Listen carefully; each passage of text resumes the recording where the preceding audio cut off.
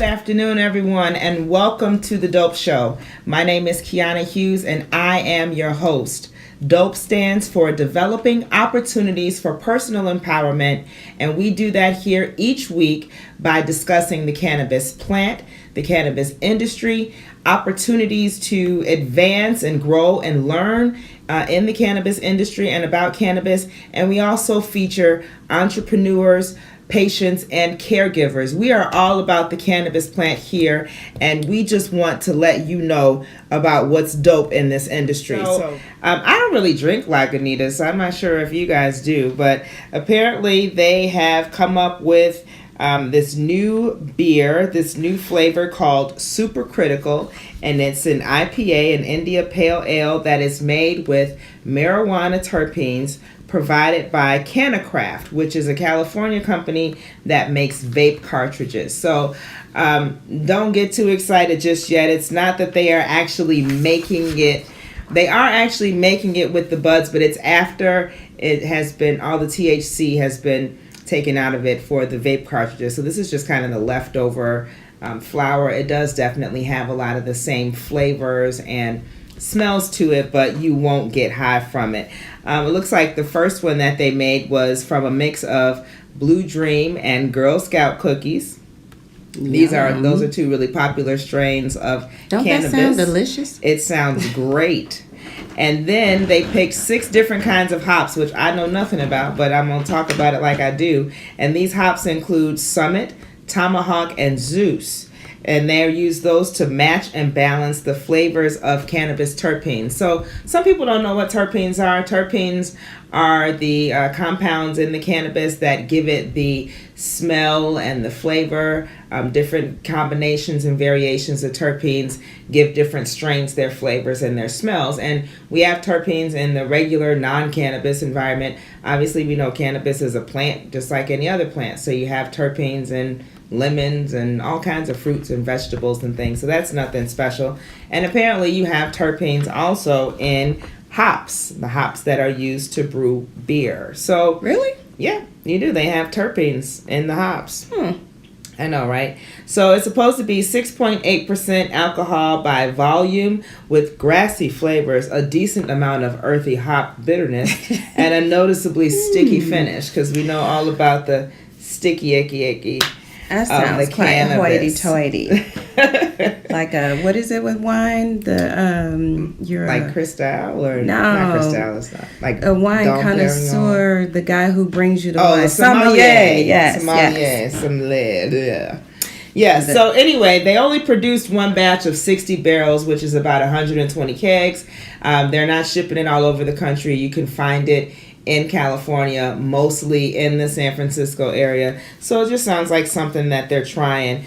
Tell me this. Look in the comments. Tell me if this is a beer that you would try. Would you drink this Super Critical Lagunitas IPA with the cannabis hops? I would try it, right? I would try it just to say that I have, and I like beer. I am definitely a beer drinker. So we'll see about that. But let me know if you guys would actually try it or not. What else is dope is they have released a top 10 states that are anticipated to go, or most likely to pass, recreational marijuana in the next year or so. So I'm not going to go through the whole list. You can see the list there on your screen. But what I was most concerned with, because it is my home state and where I currently live, is the state of Illinois. And it looks like the state of Illinois is actually number 5 on the list. So in this article, they also cited our well-known state budgetary concerns. We know we need money. Everybody knows we need money all over the place. They know we need money in our education, for our just for everything here in Illinois. We are struggling. Streets, we struggling. Bridges. Okay. So you know, everything but as but you snow know, removal, because we don't have that no more. So you know, everybody talks about cannabis being proposed as something that could definitely alleviate this budget crisis that we have. But as we know, our current Republican governor, Bruce Rauner, is vehemently opposed to legalizing cannabis. He disbanded the Medical Cannabis Advisory Board. He has been just an obstructionist to the program altogether. So listen, let me look. You know what? Look. Listen, okay? The time is coming for us to get this man out of here. If you care about the fight, if you care about legalization, if you are trying to do anything in terms of cannabis, if you care about me, I want you to exercise. I care about you. Your right to vote. I want you to go out and vote when it's time to vote for governors. And things are coming up. I've seen some information about some different gubernatorial panels and debates that are coming up. So, let's start paying attention to that, figuring out who stands for what, and making sure that we go out and exercise our right to vote, and that we're voting for the people who hold our same interests. So, I'll be giving you some information and keeping you abreast on what's going on, different events you can attend to learn more about the candidates that are running for these various offices. But we got to do something. And we got to definitely get somebody in there that's going to be more 420 friendly, if you will. Number 4 on the list was the state of Missouri, so that's also close by here. And, they began collecting signatures for a petition just last year that to legalize recreational marijuana. That the signatures are for a bill that would put that on the ballot, and they also want to expand their current medicinal program as well. Advocacy groups have until May 2018 to produce enough signatures to qualify for the November 2018 elections.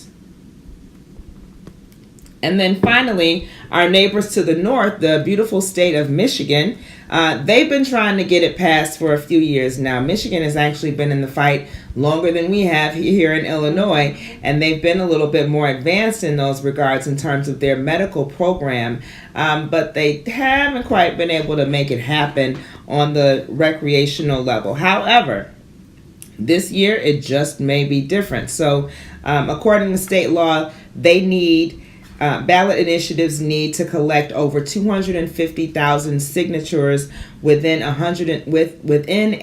180-day window in order for them to put a measure on the ballot. So last month they got up to 100,000 signatures, which puts them ahead of their projections for this time this year, which means that if this trend continues, then 2018 just might be the year to get that on the ballot for the state of Michigan. So if you're in either of these states that I just said, they need you to sign a petition. If you haven't signed the petition and you are a lawful citizen of that state, resident of the state, you need to use your fingers, use your Twitter fingers, use your Google fingers, and figure out where to access that petition and how to get your name on it. If it's something that you're supporting, you need to let your voice be heard. You can't vote on it if it's not on the ballot.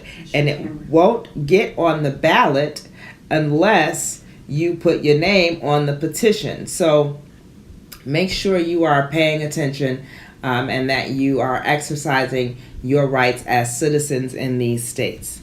And then finally, looks like we're talking a lot of stuff about California today. California is still arresting too many people of color for cannabis. So just last week, the crime statistics for 2016 were released by the California Department of Justice.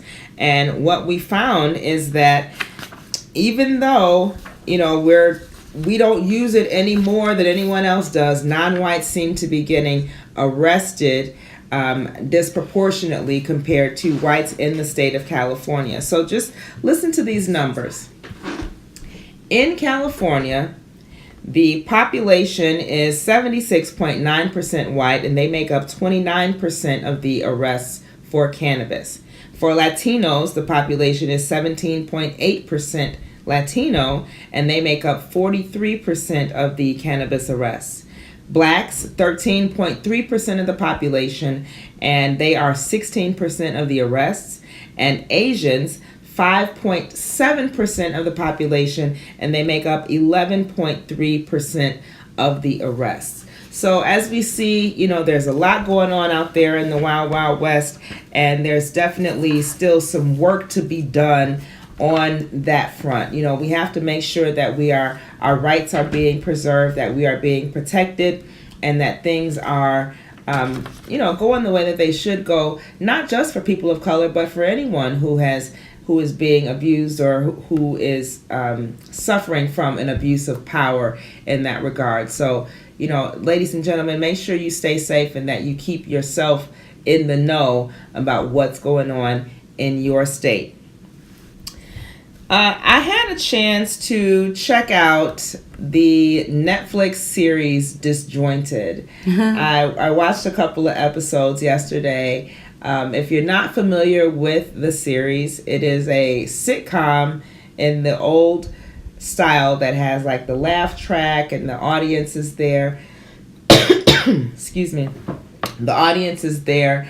In the laugh track, it's there. Mm-hmm. I don't know. It doesn't say it's filmed in front of a live studio audience, so I'm not going to say that. But it's about, it stars Kathy Bates, and she plays a dispensary owner in California who is previously just a medical dispensary, but now they're trying to take advantage of the new recreational laws that are going to be going into effect in real life in January of 2018. So I didn't get through the whole series. I don't know if they've produced the whole thing. I didn't even bother to look, but I did get through 2 of them just to kind of get a feel for what the show was about.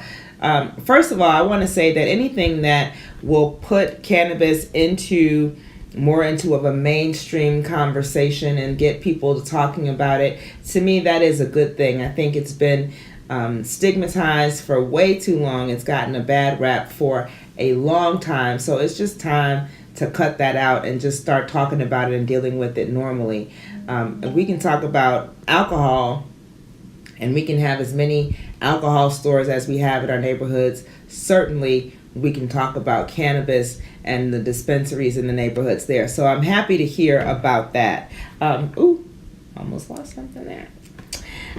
One of the things that I really like about the show as well is that it really addresses some of the issues that are inherent to the cannabis business. Certainly if you own a dispensary, things like having conflicts with your neighboring businesses, your employees, or having, users they had a couple of users that were going out and they were smoking in the parking lot, and they don't they don't like that. You can't do that. You can't do that. You're not supposed to do that. It's illegal, and they weren't promoting that. But, that was an issue, or just the stigma that surrounds the plant in general, and just some of the, just some of the shit that Kathy Bates' character got for being a dispensary owner, and people talking about her patience, So it brought a lot of those things out. They also had an Asian girl there that worked there, but she had to lie to her parents and tell them that she was in medical school because they didn't want her to work. She knew that they wouldn't approve of her working in the industry. So a lot of different things going on there. They definitely highlighted a lot of those issues. They had some really cute commercials. Cute black guys too. Really cute commercials. A couple cute black guys. Yeah, Kathy Bates' son is half black, so she apparently had him with a black man. Real cute little thing they say there was, once you go half black, and then she didn't say. And then she didn't say anything else after that, so that was kind of cute. But the cons. The main issue that I have with the show, and I'm not here to just pick beef, but the main issue I have with the show is that it seems to perpetuate some of those stereotypes, the stoner stereotypes that have plagued the cannabis community since the beginning of time. It definitely seems to kind of push that agenda forward in the effort to get jokes, right, for the sake of a laugh. And I just don't really feel like that is advancing the culture or putting out the right narrative for the culture that we need at this time. So I'm really hoping that they will look to in the further episodes. I will watch a few more episodes, and maybe I'll check back in and tell you guys what I thought of the of the additional episodes. But I'm really hoping that they will kind of bring it back in. I appreciate, I like the cheap laughs as much as the next person, but, don't forget that we're trying to do something here. We're trying to accomplish a goal. And if we really want to mainstream this, and I'm not saying that's their goal, right? Their goal is to make people laugh and to get people to watch their show. But I'm just hoping that they address some of the more serious issues, and some of the more, you can address serious things in a lighthearted way. So I just hope they're able to approach, some of the real things that are going on as well. So good luck with that. Good job on Disjointed. Hey, you guys tell me, what did you think of the show? Did you guys watch Disjointed? Look at, in the comments, chime in, let me know what you thought about the show, if you're going to watch it again or if you're looking forward to watching it now. I'm real old school, so I still think of shows and TVs as things that come on every week, right? So if y'all gonna watch it, if y'all gonna watch it next week, right? So, but that's still how I watch stuff. So watch it on Sundays so you can tell us about it on Mondays. Yes, watch it on Sundays so you can tell us about it on Monday. On the Dope Show. And we can chat about it on the Dope Show. Yeah. So that's it for What's Dope this week. And I just have one thing to talk about for our Dope Money segment. So are we ready to make some dope money? It looks like everything we're talking about today has to do with California. We talked to Whitney Beatty. She's in California. I talked about them arresting people in California. The beer they're going to release in California. Should we just move to California? Disjointed is about California. That is kind of one of my plans, is to move to the West Coast once I retire and my kids go to college or whatever. I'll go with you. Please do. But California, they are currently hiring. The state of California is hiring for cannabis jobs. And I ain't talking about no little bud tender, patient care tech, although I'm not hating on those people. I think you guys do a great job. But what I mean here is we're talking about some really good, high-paying jobs that they're posting here. So they're trying to get ready for this legalization that's coming in January of 2018. And of course, with legalization comes regulation, right? So, once they figure out how to tax it and earn money from it and all of that, then the rest of the money comes in the regulation. And we have to make sure that everybody is doing things the way we want them to do it. So the state authorities are looking for people to help them in a number of different areas. They're looking for people with computer, science, health, or legal backgrounds to perform in some of these roles. So listen to these roles, because they got a lot of good stuff here. The California Water Resources Control Board is looking for a senior legal analyst. That person is going to manage the way that they handle cannabis cultivators who cause damage to the environment, and that job is paying between $60,000 and $70,000 a year. Ching ching. Ching ching. Which I think about it, in California, that might not be as much money as we think it is, but it's not peanuts. They're also looking for an associate program analyst who will develop an inspection system for cannabis cultivation in Southern California. That position pays about $57,000 a year. And then the Department of Public Health is looking for 2 environmental scientists to work in San Diego. And so these people are going to be making sure that the manufacturers abide by the law. These are going to be the new sheriffs in town. So these are not like entry-level jobs. They're not entry-level jobs. Yeah. And actually, this last one that I mentioned, they're going to make sure that the packages that stuff is packaged appropriately and that it's child safe, child resistant.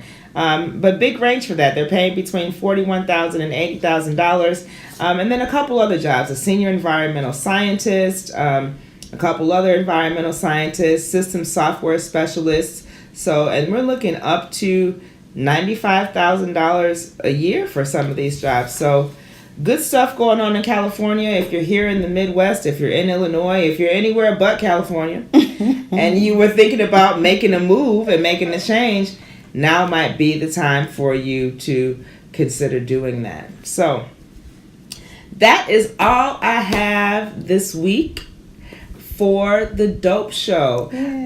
Just want to give you a heads up. We will not be here next week for the Labor Day holiday, and we also will not be here the following week, which I saw on my calendar is called Patriot Day. That would be 9/11. We're going to be heading out to D.C. to do some big things, lobbying for the reform of marijuana laws. So that's really exciting. Hopefully we'll have some good stuff to talk about coming back from that lobby day. We'll be back on the 18th. And we will be back on September 18th with another exciting edition of The Dope Show. So thank you for joining us, everyone. Be sure to just tune in, like, share, comment on The Dope Show Facebook page at Dope Show Chicago. Like, share, and comment on the stories on Two Dope Chicks Facebook page as well. And we look forward to seeing you in the next couple weeks. Take care. Bye.